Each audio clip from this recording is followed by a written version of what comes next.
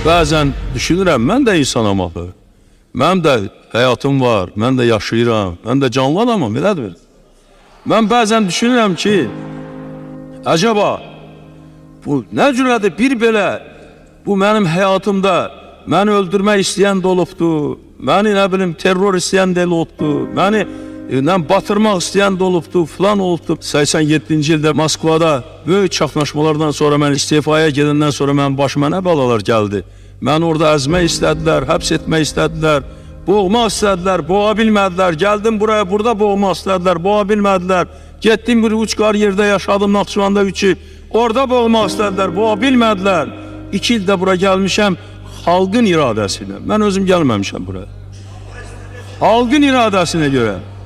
Acaba nə cür olur ki, bir belə xəyanətkar, bir belə terrorist, bir belə qəsd edənlər öz təklərinə nail ola bilmirlər.